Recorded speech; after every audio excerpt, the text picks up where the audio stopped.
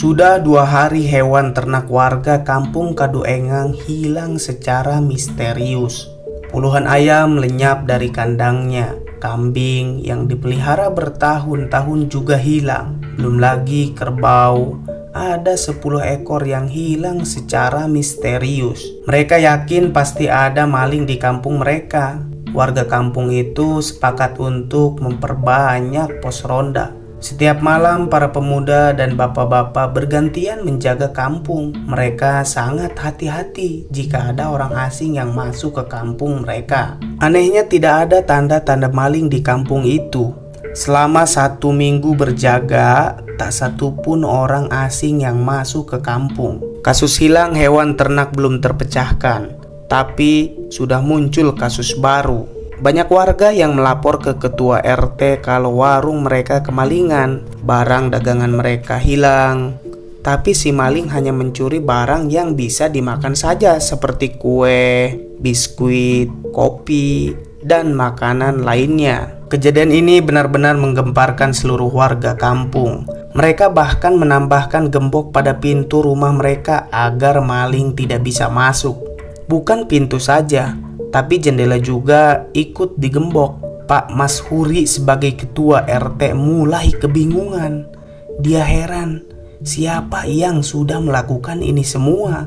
Minggu berikutnya yang hilang adalah rokok. Banyak pemilik warung yang mengadu pada Pak Mas Huri kalau rokok di warung mereka ludes di gondol maling. Tapi tunggu dulu, Pak Mas Huri enggan berburu-buru memutuskan kalau hilangnya rokok warga itu digendol maling. Soalnya rokok Pak Mas Huri juga sering hilang. Padahal jelas-jelas ia meletakkan rokok itu di kamarnya. Hal itu juga dialami bapak-bapak dan para pemuda kampung. Mereka sering kehilangan rokoknya. Lengah sedikit, rokok itu lenyap begitu saja. Sementara itu di lain tempat, jauh dari kaki Gunung Karang, ada grup Jaipong yang reputasinya tak terkalahkan. Namanya grup Goyang Geboy. Mereka sangat tersohor seantero Banten. Setiap mereka manggung, yang nonton pasti ratusan orang. Sudah macam nonton konser artis ibu kota. Tapi itu dulu. Sekarang grup Goyang Geboy sudah tidak laku. Orang-orang lebih suka nanggap dangdut ketimbang Jaipong. Dulhanan pendiri grup Jaipong Goyang Geboy sekarang sudah beralih profesi menjadi kuli panjat pohon melinjo. Sedangkan Dian, Rara, si primadona yang selalu dinanti-nanti goyangannya, sekarang sibuk jualan sawo di pinggir jalan. Dia sudah menikah dan punya 1 anak yang menakalnya minta ampun. Lain halnya dengan nasib para penabuh gamelan, mereka semua jadi tukang ojek yang setiap hari hanya termanggu di pertigaan jalan, menunggu penumpang yang tak pasti. Sekalinya ada, para penumpang itu dijemput oleh keluarganya. Sekarang hidup mereka serba sulit, tidak seperti dulu saat grup Jaipong Goyang Geboy berjaya. Uang yang mereka dapatkan dari hasil manggung melimpah ruah. Tengah malam sekitar jam 12, Dulhanan tidak bisa tidur. Dia lalu masuk ke kamar tempat disimpannya gamelan. Sudah lama sekali gamelan itu tidak digunakan. Alat itu berdebu dan penuh dengan sarang laba-laba. Dulhanan menyalakan lampu kamar. Dia selalu mengambil kain basah dan membersihkan gamelannya dengan kain itu sambil menyanyikan lagu Jaipong. Dia perlahan mengelap gamelannya. Tak lama kemudian ada yang mengetuk pintu rumahnya. Dulhanan heran, tak biasanya ada orang yang bertemu tengah malam seperti ini. Segera dia buka pintu itu. Di hadapannya berdiri seorang lelaki berpakaian serba hitam dan mengenakan belangkok batik.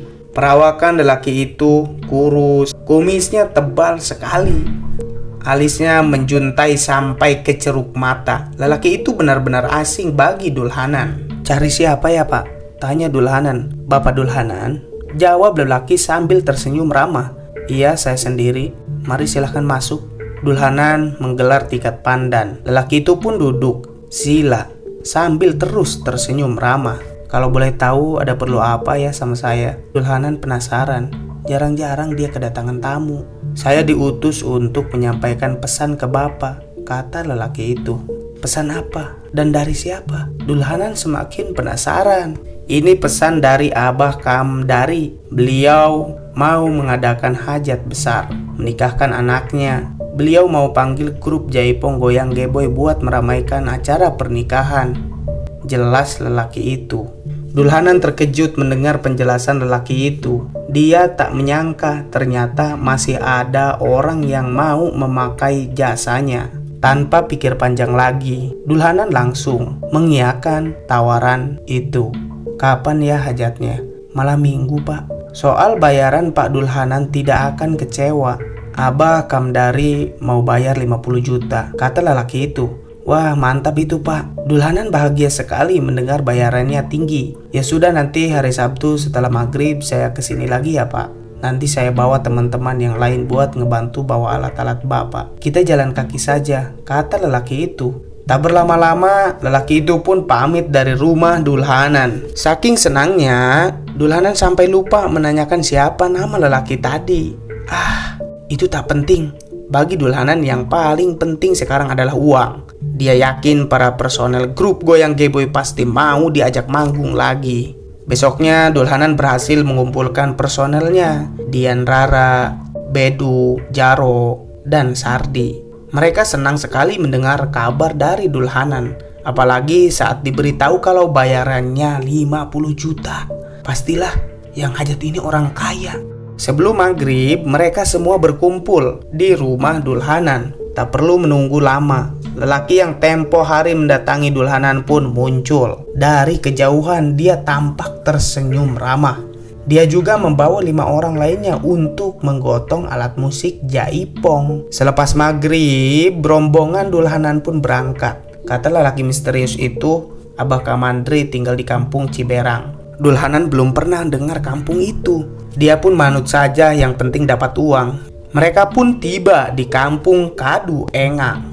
Anehnya, orang-orang kampung yang saat itu sedang ronda tiba-tiba lari berhamburan saat melihat rombongan Dulhanan. Yang orang-orang kampung itu lihat sangat di luar nalar. Alat jaipongan itu tampak melayang sendiri tanpa ada yang menggotongnya.